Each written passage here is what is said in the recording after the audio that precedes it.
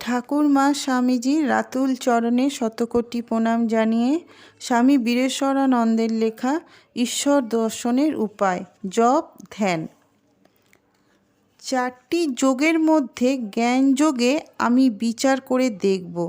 আমি দেহ নই, বুদ্ধি নই, অহংকার নই, এসব নই।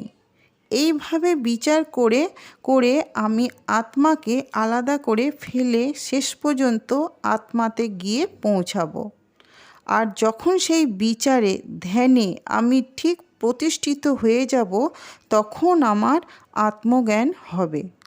ঠিক সেইভাবে কর্মযোগে আমার নিজের জন্য কোনো রকম চিন্তা না করে অপরের জন্য যদি আমি কাজ করে যাই, করতে করতে আমার কথা ভুলেই যাব, অপরের কথাই মনে করব, আর শেষ পর্যন্ত আমি জগতের সঙ্গে এক হয়ে যাব।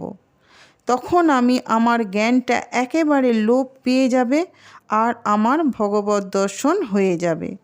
ভক্তি পথে ভগবানের চিন্তা করতে করতে যা কিছু আমি করছি ভগবানের জন্য করছি, এই রকম ভগবানের বিষয়ে চিন্তা করে তন্ময় হয়ে আমি নিজের কথা ভুলে যাব।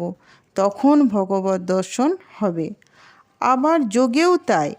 যখন আমি সমস্ত চিন্তা ছেড়ে দিয়ে এক ভগবানের চিন্তায় দেহ মন স্থির করব, তখন সমস্ত বৃত্তিগুলো নষ্ট হয়ে গিয়ে শুধু একটা মাত্র বৃত্তি থাকবে, অর্থাৎ ভগবত চিন্তায় মন মগ্ন হয়ে যাবে। মনটি হবে নিবাত দীপশিখার মতো। যেখানে বাতাস নেই সেরকম জায়গায় দীপশিখা যেমন জ্বলে, একটুও নড়ে না, স্থির হয়ে থাকে, ঠিক তেমনি মন যখন ভগবত চিন্তায় ওই রকম একাগ্র হয়ে যাবে, তখন ভগবত দর্শন হয়ে যাবে। আজ এই পর্যন্ত। আপনারা মায়ের কৃপায় সকলেই সুস্থ থাকুন, ভালো থাকুন, আনন্দে থাকুন। আর ভালো লাগলে সাবস্ক্রাইব করে পাশে থাকবেন।